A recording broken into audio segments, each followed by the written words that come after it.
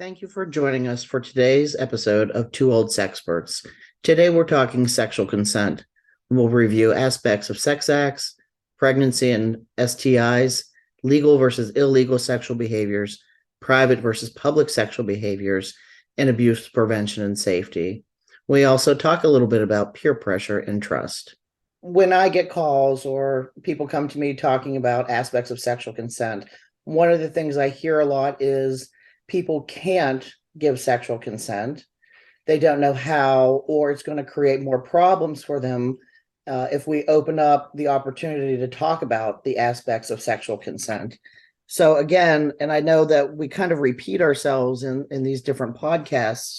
If we're not providing people with the information, they're going to explore and navigate on their own. So looking at what people know in terms of sexual consent is important because it becomes our job and our role to teach them what they don't know. It's not to keep them from intimacy and sexual relationships. It's to make sure they're prepared to safely navigate them. Well, I absolutely agree. And, what I often hear is, oh, they won't understand. Well, they may not understand the way you will give them information or not, whether you're comfortable or uncomfortable with what they're asking you.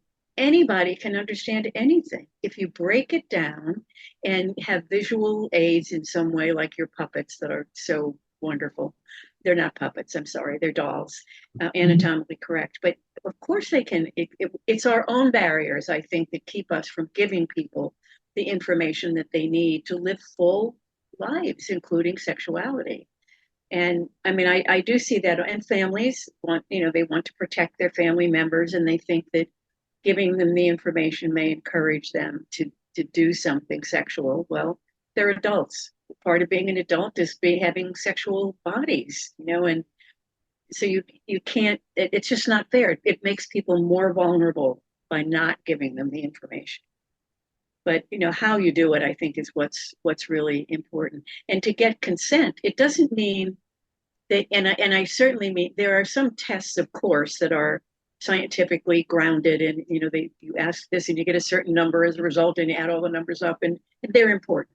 But for me, it's more telling a situation and asking the person what they would do, or presenting an issue and saying, do you know what that means? And not just, yes, I do, but, well, tell me what it means.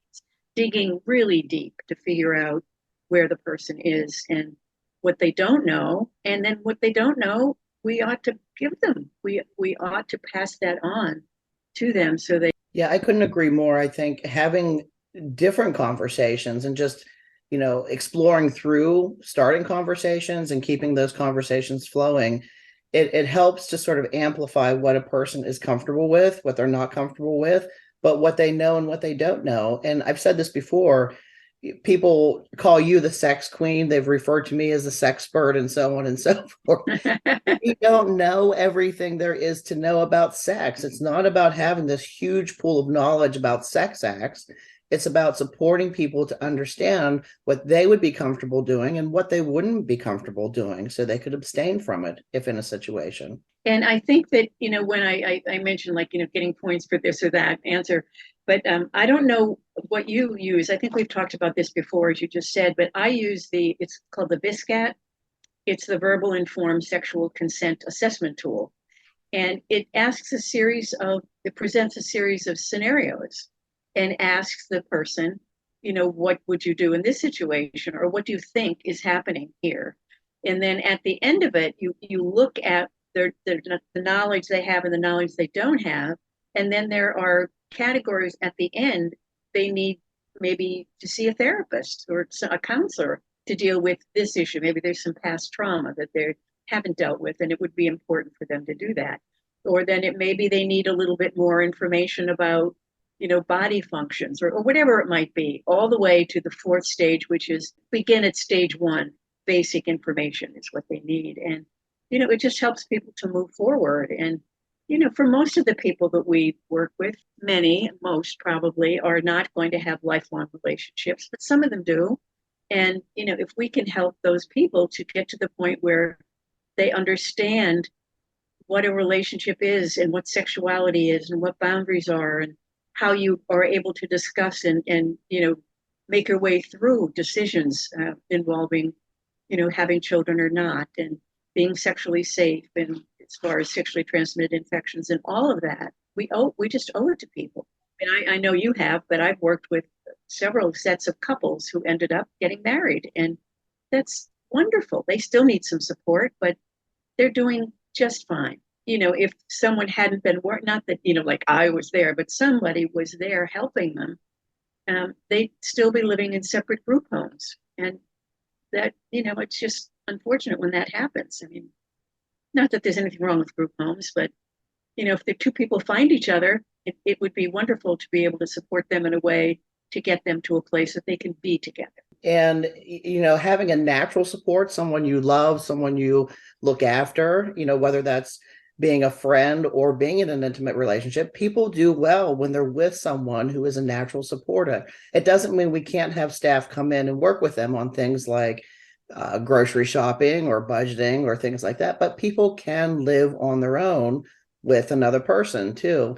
And we have to start thinking that way. We're supporting younger and younger people in the system too. So I have a number of folks who are still in high school, but because of so many challenges in their lives, they're already in residential services. It surprises me what people don't know. Schools still are not teaching. Not all schools are still teaching about this. A young man yesterday I used David Hinsberger's YAI tool, and it's very similar. Over scenarios. And we were talking about rape. And he described rape, that's one of the questions, but he assumed that only a man could rape a woman. He had no idea that he could be raped by a woman or by a man. Yeah, and it's the culture of this world we're living in, especially, I think in this country. I mean, it's our attitudes. I've said this so many times that we use sex to sell everything in this country. And yet when it comes right down to it, we're uncomfortable. Yeah, I mean, I think in all the things that and I have to include myself in that I mean, I'm certainly comfortable now talking about all kinds of things, but I didn't grow up being comfortable talking about sexual things because people weren't, and my family wasn't. They were good people, but they certainly didn't talk about sex. But we need to talk about all of that with the people that we're working with, and what is sex? I mean, there's so many different kind. I mean, as you said, people don't think a man can be raped. Well, of course they can, and it doesn't always have to involve a penis either. I mean, there's all kinds of gadgets and that people do harm to others. But I think that's really important, and all the body parts and what they do, what the names are, and what function they have, and that can be fun to do too. I mean, I just did a training not so long ago, and just put one word on a piece of paper on the wall and have people walk around the room and write another word that means the same thing. And it's funny. I mean, it gets to be funny because things I've never heard pop up. What is the things that we all know, the body parts? There's so many different names for them, but it's just good. And then what do they do? And then when you talk about sexual acts, there's penis vaginal, there's penis anal, there's oral sex, and it's interesting to me that when people talk about sexually transmitted infections, they often don't even think about oral sex. They might even not think of oral sex as having sex, and yet they could get an infection. And they say, "But I didn't have sex." Well, did you do this? And well, yeah, and of course you can get a sexually transmitted infection by having oral sex, and we need to tell people that. The neurotypical population, teenagers, I think I've said this before too, they seem to be under the assumption that oral sex isn't sex. Exactly. And don't have the knowledge about sexually transmitted infections. What was it during COVID in Allegheny County, where I'm at? STIs were running rampant, and I thought, aren't we all supposed to be masked and stay away from each other? But people were, I guess, having a lot of sex and not having a lot of safe sex either. Yeah. So their masks weren't just coming off to, have lunch, I guess. They were. Correct. Yeah, but it's just so important, and I think for young people in particular. Yeah, and with the whole consent thing, years ago I spoke to a college class, and one of the students, he was maybe 19 or 20, and we were talking about consent, and he said, "You're not telling me that if I'm in a bar and some cute girl comes up to me and she tells me that she's 17 and we have sex and I find out that she's 13, that I could get in trouble. I said, you can go to jail, buddy. Like it was like, whoa. But they don't know, I mean, they just meet someone, they're cute and they hook up and, not to make judgments about people, but be safe for heaven's sakes. And yeah, I mean, 13-year-olds look like 17-year-olds. And, you need to be careful with what you're doing with your body. First is an understanding of different sexual acts. And again, the goal is to look at what they're comfortable with and what they're not comfortable with, so they know when to say no and abstain. How to avoid unwanted pregnancy and sexually transmitted infections, private versus public sexual behaviors, legal versus illegal sexual behaviors, and then, of course, the abuse prevention and safety aspect. And that is one of the most difficult ones to go through. And we've talked about this before, because people tend to give the right answer, or what I would deem as the right answer. But when you start to apply it back into their life, let's say they have a boyfriend or a girlfriend, and you create scenarios inserting their boyfriend or their girlfriend, they have a really hard time recognizing not just that it's abuse, but talking through what I would consider the right way to handle that. But we all have challenges with that, because we're in this relationship. We want it to work. We think if we get out of it, we're not going to find anyone else. So we really sacrifice a lot to stay in what could be not just an unhealthy relationship, but a potentially abusive or exploitive one. Yeah, that's true. And I think I've mentioned this in a prior podcast, but I had an interesting reaction once that just kind of jolted me. I was working with a woman who had been in a consensual relationship, and it ended. And this young man was putting a lot of pressure on her, and she was really struggling because she liked being in the relationship, but she didn't like some of the things that he was doing or whatever. And so they ended it. And I was helping her through what to, if he's your friend, what is a friend and what's a form or whatever. And I would meet with her in her home, in her bedroom. She had a desk on one side of her wall. We would sit at the desk. And I use these little cubes, they're so simplistic, but they really can be pretty profound. And on one cube, you write people, and another, an action, and another, a place. So, and it could be like, your bedroom, a park, in a movie theater, or it could be they want to hold your hand, or they want to kiss you, or they want you to take your clothes off. And then the names, it could be like if I'm working directly with the person, my name is on when it's on. So it could be Sharon, it could be your brother, or your staff or your minister, whatever you want to put on. It applies to their life, each not put things off the wall. So we flipped them, and what came up was Sharon asked me to take my clothes off in my bedroom. And she said, that's a hard one.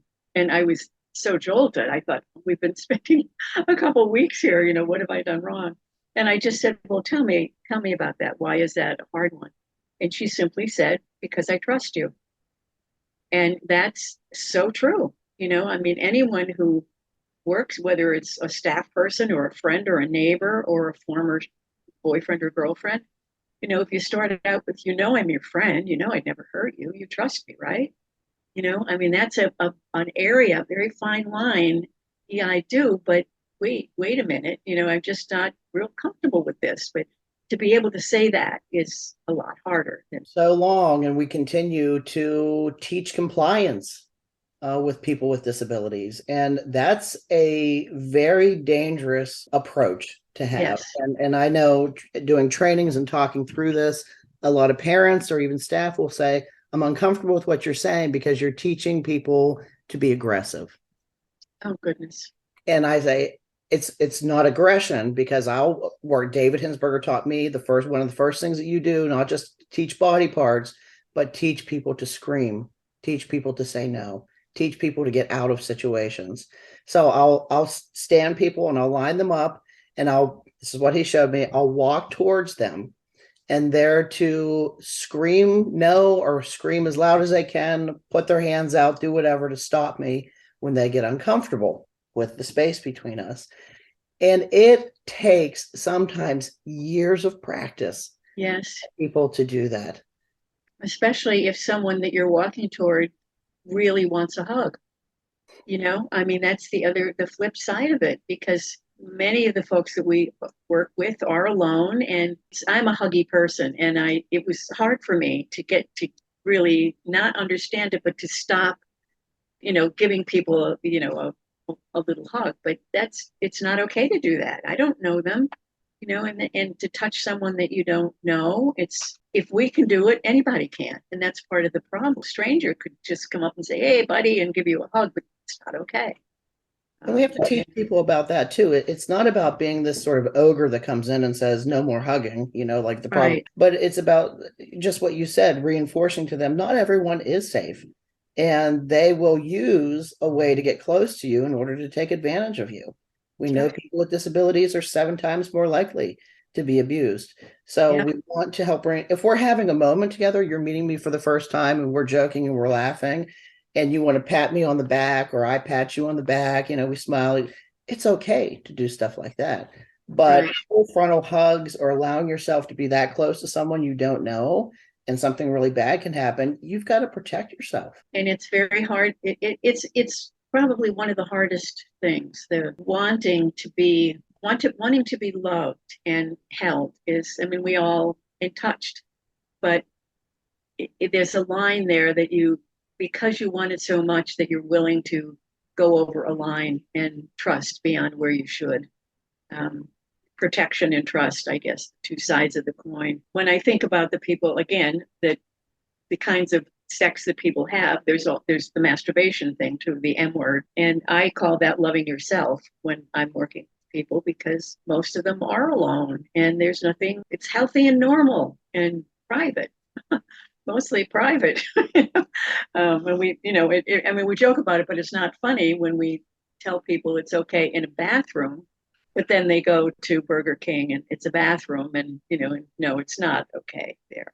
So we really have to be specific, not just vague, and give them information that's like, when you have sex, use a condom, take a condom with you. Well, if the condom ends up on the dresser while you're having sex, you have to say, you have to put the condom on the penis. I mean, you really have to give them the information that they need. My teenage son, carrying a condom in your wallet. That's all well and good until it starts to deteriorate and ruin your wallet too. So, even working, it's not just teaching how to put on condoms, but I'm working. Are you checking the package? Are you looking at the expiration date? Are you looking for punctures or tears in the package? Because that's the first step. You have to make sure it's a good condom, and people still don't know that sort of thing. It's just, I have it, so I'm good.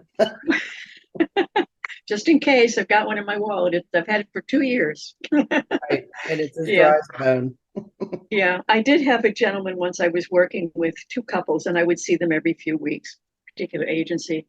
And there was a gentleman that did maintenance, and he was a man with a mild intellectual disability, and he was a very short stature. And as I was leaving the building, he kind of came up to me and said, "Excuse me, you're the sex lady, right?" Yeah. And he said, "I have a question. I have a girlfriend. We're fine. We're good.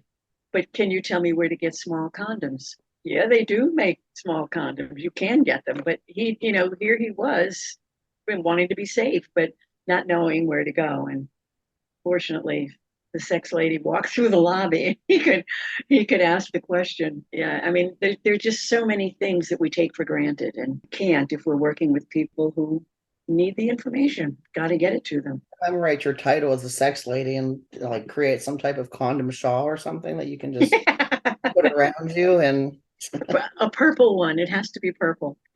I'll work on that. The health department gives free condoms too. That's the other thing. Condoms are expensive, and people don't have a lot of money. So taking people to the health department to get condoms if they're looking at being sexually active is something that we can do. People say, well, why do you start going over sexual consent with people? If people have been sexually active within the last 5 years, that's a reason to do it. If they're expressing an interest in being sexually active, either now or in the future, I really want a girlfriend, I really want to have sex. For me, those are reasons to start that process and to start those conversations so that we can start to work on the things that they may not know. Because the goal is, when they're in the situation, I want them to be able to successfully navigate it as best they can. And I think role playing too helps, and I mean, I think about, and the people we support are everywhere. And, I realize that some people live independently or with some assistance. Some people are home with family. Some people are in group homes, kind of, everywhere, and their needs are different. But I think about the people that support them, whether it's the direct support professionals or parents. And when someone is interested or has a question, you have to have an answer. I mean, if you just say, we shouldn't, oh, God forbid, we should say that's inappropriate. We're trying never to say that, but I'll find out, or I'll get someone who can talk to you about that, or whatever it might be, or have someone come into the agency and do an educational program for the adults that are there about sexuality and all of that, just to get the information out. There's so much that they don't know, and it's usually because the staff are or families are we need to help them. I mean, I don't know. I think you've done workshops for families, and I have too. And it's difficult because they're a generation older, and there's religion that comes into it, and culture, and just their own trauma, or that we don't talk about that. But it's important to help them to get to another place as well. The bad things that can happen, the obvious aspects of sexual abuse and physical abuse. We've talked so much about that, but something fresh in my head, I like to tell stories too, is that how sex can lead to other things, and I call them macro traumas. I have this woman, she's in her 70s now. People couldn't understand. She does a lot of baby talk. They call it baby talk at times, and it can just be very sort of difficult at times. And I thought, Yeah. well, is that a part of, she has a mild form of dementia? Who there are just various reasons. She had obvious significant trauma that had happened. And 2.5 years I've been with her. It just came out one day. I asked her, because she's so good with children. It's like she becomes a different person when she's around children. And did you ever have a baby? And she said, yes. And I started to ask more questions, and she was able to describe that. And the baby passed away. Boy. And she's with a life share provider. And we did a lot of sort of super sleuth investigative work, going to places, searching records. And it was true, Sharon. And my heart just fell to my stomach, because she was also talking about she had to have a surgery so she wouldn't have any more babies. And long story short, I mean, I felt like my heart just was crushed every time we were talking about this. And finally, yesterday, we took her to the cemetery, to where the baby was laid to rest. And I just watched, she was walking down the hill, and she started with the baby voice, but I listened very closely, and she was saying, "Here comes your mommy." Boy. This baby would be older than me at this point. Yeah. And when we were leaving the cemetery, I was in the back seat with her. I said, "Why didn't you tell anyone in all these years?" And she said, "Because you don't want rumors to start." Oh my gosh. I, Yeah. I have tears in my eyes. She's been carrying that Yeah. all these years, and no one helped her with it. I mean, now that's such a big thing where a woman loses a child, whether it's stillborn or, early infant death or whatever. There's so much in terms of resources and support. But that has happened to the people that we support also, and they're just carrying it. And so, we do trauma trainings, we talk about how things come out, and we don't always know what these quote unquote behaviors are communicating, but we have to keep asking the questions, because it destroys people. It does, yeah. And when you think about the rate of abuse in the 7 times higher than other rest of the world, pretty much population, how many pregnancies have there been within our system? Exactly. And how were they handled? And were there forced abortions? Were there supportive abortions? Were there births when the babies were taken away and given to someone? I mean, we'll never know. 50 years ago, who knows what happened? But as you said, that trauma stays with that person. Of course it does. No, there was I've mentioned this before, a couple that I worked with, and they're now together, which is lovely. But she was sexually assaulted at a very young age, I think 13 or 14, and had a child that her mother raised. But the person that impregnated her continued to physically abuse her for years. And she told me that, but she didn't tell her the man that that they were in love, these two wonderful people. And she told me, and then she gave me permission to the three of us sit down and talk about the abuse that she had as a sexual abuse as a young person. And one of the things I said was, if when they were going to be together for the first time sexually intimately, that he could touch her body in a certain way in a certain place, and her body could react to that, the trauma that she felt. Anyway, and he said I would never hurt her, but that wasn't the point. The point was her body had been really hurt at a young age, and we talked it through, and they worked it out, and they ended up getting married, which is really nice. But I also had a woman in a class once that I use these little clay figures. I have two men and two women, and I use them to demonstrate. They're anatomically correct. I made them, so they're really funny looking things. But this young woman had selective mutism, and nobody knew her history. She was really quiet, but she picked up a man and a woman, the little clay things, and she held one in one hand and one in the other, and she starts slamming them, slamming, and crying and crying. I mean, didn't take a lot to figure out that she'd been raped, and pretty violently. And then they could help her. They could talk to her about it and help her out of that whole horrible place that she was in. Just because I happened to have those little creatures, those little things, it opened that door for her. Yeah, and I guess it is sort of like being an investigator of sorts. You take a clue, even a not obvious clue, and you try to keep going with it. Yeah. Because it does lead to other things. And, we're talking about this because the abuse and pregnancy and even sexually transmitted infections can be very problematic for people. But, just sort of going backwards a little bit too, and talking about the illegal sexual behaviors as it relates to sexual consent. A lot of people don't know the game, and I use quotations, the game, in trying to get the attention of women or men either, and they do it the wrong way. So, I have a guy who he makes up all these sexual jokes and he finds them on YouTube, dreaded YouTube. And he'll tell me, and they're really explicit. And I said to him, because he has all these restrictions because of his sexual problems. Dude, that's sexual harassment. Unless the person wants to hear that, if you just blurt it out, they have the right to say you're sexually harassing them. And he said, well, how do you know if a woman wants to know? And this guy's pretty with it. How do you know if a woman wants to hear the sexual joke? Ask her. Say, I have a joke, but it's sexual. Do you want to hear it? Exactly. And I think for people on the spectrum, that's a particular problem. I have a friend who works for the Department of Corrections, and he said there's an overrepresentation of people on the spectrum in prison, and they're there for stalking and pornography, child pornography, because they're awkward socially, and they go on into adult pornography, and then they slip into child pornography, but they don't understand how it's hurting a child, because they would never harm a child physically. They're just watching a movie, sort of.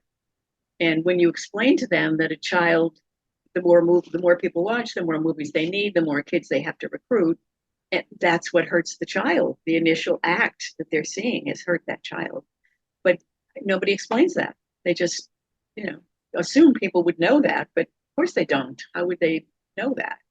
Are they little actors? Or of course not. They're children. Keep repeating ourselves, but I think we have close to, I read different statistics in America and then the UK. Almost 50% of the prison population, those people have an autism spectrum disorder or an intellectual disability. Yep. So again, we have to starting with sexual consent, starting with all of the things that we're talking about. We have to be reviewing and discussing this with people. Otherwise, the outcomes, the stories that we're telling, they're going to happen. Yeah, they are. They are. The other thing that is one of the big ones for me, and we've talked about this again before, but if two people are found together, have involved in some sexual activity or act, that has to be reported. If they're both in the system, what have you, or even if one of them is and one's not. But what ends up happening, and again, this has to do with sensitivity and knowledge and comfort with sexual acts. When the report is done and it's investigated, it comes back, often what we end up with is a victim and an offender. And it's not either one. It's two people who are trying to have a relationship and trying to figure it out. And instead of getting down to the nitty gritty of what it is that they need, and can they both give consent, and what is consent, and how do we get there, and how do we help you, and what's okay, and I mean all the public and private and all of that, then we end up, sometimes they even move the one person to another program so they can't be together. I mean, and it was a budding relationship, and we've destroyed it and labeled them on top of it. Which is why we have to ask the right questions, because sometimes it changes too. We just had another one. We believe, this person reported a rape by a housemaid and said that it had happened before. And based on the information that we have, there's suspicion that in the beginning it was possibly consenting, but that changed. The physical needs of the one person, he's become more physically limited. It seems like it changed. So the last incident does appear to be rape. But I tell people, just like marriage or just like any other relationship, in marriage, there can be rape. And we don't talk about that enough either. Oh, absolutely. Absolutely. I've mentioned this before. I have an Australian friend that said, thank God we got the criminals and you got the Puritans. Because we're all hung up here on, if you're married and there's a husband and a wife, I mean, for so long, he was in charge. I'll ask my husband. That's okay. I mean, I didn't grow up that way, but let me talk with my husband and I'll get back with. And I understand that in certain things that is very important, major financial decisions and sure. Maybe reference to the kids, but it's the individuality of people and the ability to have an opinion. Yeah. In America, yeah, you can't have that anymore. No. Well, when I was offered the position as the early intervention project coordinator in Harrisburg, I lived in Scranton, and we had 6 kids, and some of them were they were in college and high school. I mean, they weren't little kids, and I had a wonderful husband. But when I was offered the position, and Tom and I talked about it, and we thought, yeah, we can do this. I can commute 2 or 3 times a week, and I had friends, and they were educated, middle class, whatever, women who said, your husband's letting you do that? It was the most bizarre thing. Like, I didn't ask his permission. We had a conversation about, is this going to work for us or not? But they couldn't believe that he was letting me do this. And then he would, of course, had more responsibility because he was he was home with the kids, but they were really good kids. Karen gone wild on her trip to Harrisburg or something. Exactly. Down 81, down and back through the mountains. Oh my gosh. I could do that drive with my eyes closed, I swear. Considering the climate that we've been in for a number of years here too, I think it's getting harder and harder and harder for people to talk about things, to disclose things, because we've become so aggressive and so judgmental about so many different things. So when you're hearing on the news or you're driving down the street and you're seeing people picketing and just, it's not just picketing, it's nasty aggression. Yes. Yeah. People aren't going to feel safe to talk about things like I had an abortion and how that's affecting me or whatever. The safety has been ripped from us. Well, you're right. And I think, we don't need to talk politics, of course, but I'm just so glad that most of it's over now. It was so nasty. But, one person was talking about the most negative thing that he said was, and this guy allowed boys in the girls' bathroom. Like, what? I mean, it's so harmful. It's so disrespectful. And it's just so bizarre that we can't go beyond the surface and not see the human being behind it and what it is that they need. And it doesn't have really to do with consent, but a young man that was stealing female clothing, he was with an agency, and they were all upset. They thought he was going to be a threat to the female staff or whatever. Well, I met with him, and he just wanted female underwear. He wanted to wear it. That's all. And I said, well, why don't you just buy him some? And they were like it never occurred to them I said, don't go to Victoria's Secret and get some red lacy thing. Go like to Target and get a soft yellow or pink, blue, or whatever it is, a cami and panties. And he was fine. He was absolutely fine, but it never occurred to them to do it, and his life changed and they became a little more educated about it too. Like, oh, that's all it was. We don't know what we don't know. Storytellers. And I think it does all relate because it goes back to the foundation of positive approaches, and that's meet a person where they are. So whether Exactly. it's a person wants to have sex, they want to get laid one night, meet them where they are, make sure they can do it safely. If the Exactly. And of course, that's another thing that I worked with a young man who the agency didn't know what to do because he was gay and he wanted to meet a guy that he could have sex with. But he wasn't saying, I want to meet someone and fall in love and live forever. He was saying, I want to have sex with another man. And they were struggling with that. Well, if he said he wanted to have sex with a woman, would you be struggling? Maybe a little because you're going to have to deal with whatever they need, but that shouldn't make a difference if they're both the same gender. And they said, well, what do we have to go to the local, gay bar or something? And I said, I think you have a lot of options. There are supportive churches, there are, support groups, there are probably book clubs and golf clubs and whatever, hiking groups, go find one. They're out there. And they did, but there need to be more of us doing this work. we have to keep having the conversations too, whether it's about pornography or sex or whatever, because I think so many people act like they're these Puritans, but nobody is a Puritan, really.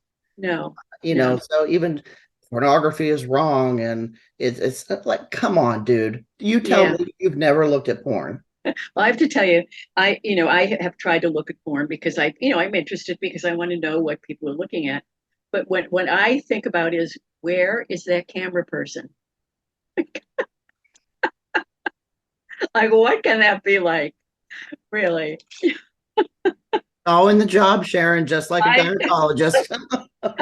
Well, that's true, isn't it? Yeah. So, I mean, everything within reason, just got to keep at it and just help people to get to where they need to be. And that it's all people, the people we support, the people that support them, their families, their staff, and all of us together. We're all in this together. This phrase seems to be overused, but we really are.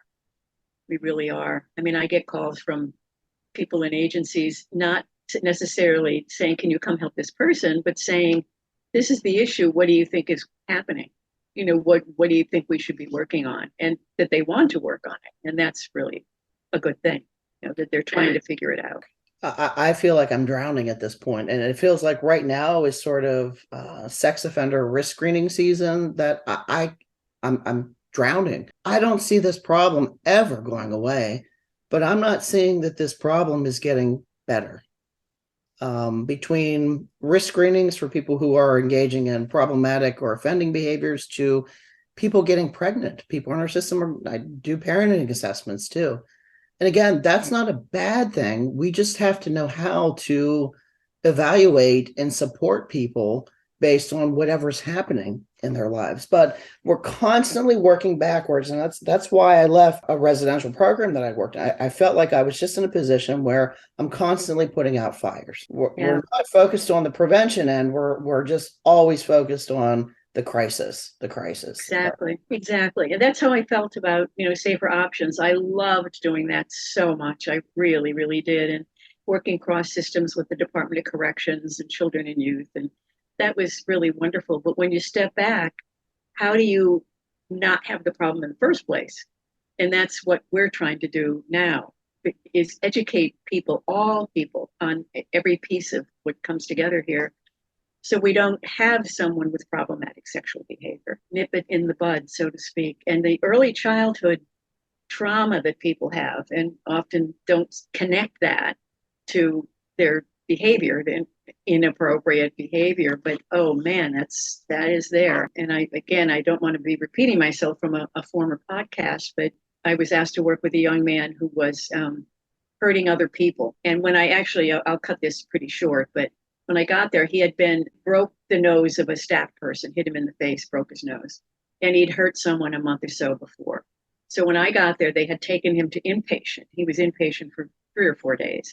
And then he was back. So I sat with him, talked to him, and I went through what does he know and what's legal and illegal and what's consent. And I said to him at one point, and I knew his history too, by the way, it was right in his record. He'd been abused as a little kid. So when we talked about consent, yep, he knew what it was. And I said, has anyone ever touched you without your consent? And he said, yep, my stepfather and my uncle.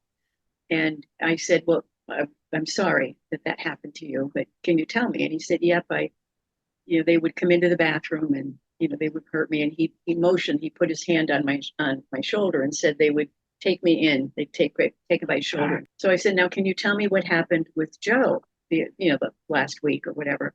And he said, yeah, I just got home from work and Joe was in the kitchen and I wanted to take a shower. And he said, hurry up, dinner's almost ready. And I said, can you close your eyes and tell me exactly? Well, Joe said, hurry up, put his hand on his shoulder. And he said, I don't remember. Everything got red, but I know I hurt Joe. So I said, okay, I want you to think about this. When you were a little boy and they took you in the bathroom, they touched your shoulder. That's in your little boy body, but you're a grown man.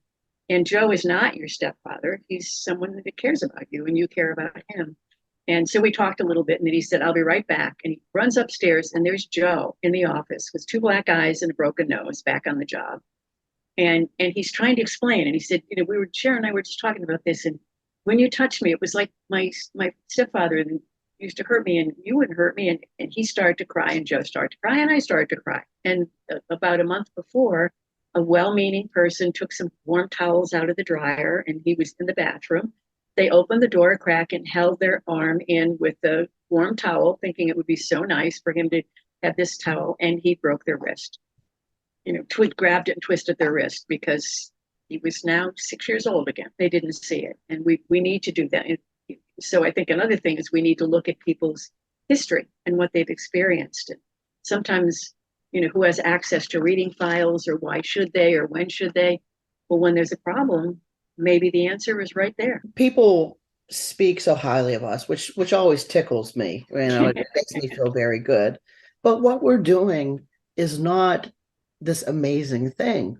We're paying attention and we're trusting people to go to places unless we have a really valid reason not to trust them. Yeah. So going there. And a lot of times, like I keep saying, information is right there. And even if it's not written in front of us, the pieces are there. And we have to start to put the pieces together. You're never going to forget what happened. Absolutely. But through some understanding, you'll be able to deal with it a little bit better. Exactly. I'm so glad we're doing this. I am too. I mean, really, the information is one thing, but looking at, I think, challenging people to think through some system changes eventually is going to be a big piece too. Get some people maybe up in the system. And I think there are people, who care very deeply about, people in positions of power, so to speak, who really care about this issue. And I think it's still working sort of this archaic system. I joke all the time about we have to do fire safety training, but we don't do things like abuse prevention and safety training. Yeah. We have to do fire drills, but we don't do things like sex education. Those aren't related. I know. Yeah. It's very odd. Allowing providers to investigate their own incidents too. Well, that's another big one for sure. Well, I think about David often, David Hinsberger. You certainly knew him better than I did, but he helped me so much. What a wonderful gift he was to all of us. Well, Sharon, thank you for another good round of information. You are an icon, you are a treasure, and we appreciate everything that you share in terms of your knowledge, expertise, and resources. And we hope to just carry it on and give it to other future clinicians and staff and parents as they try to navigate these very choppy waters. Thank you for joining us for today's episode. We're wishing you all a happy Thanksgiving holiday as we take a little break ourselves. Our next episode will be recorded sometime in early December. Special guest Maddie Sell will be joining us as we talk about support for dating and intimacy. Here, we're going to check our own assumptions, talk a little bit more about sexual consent, and try to address opportunities for dating.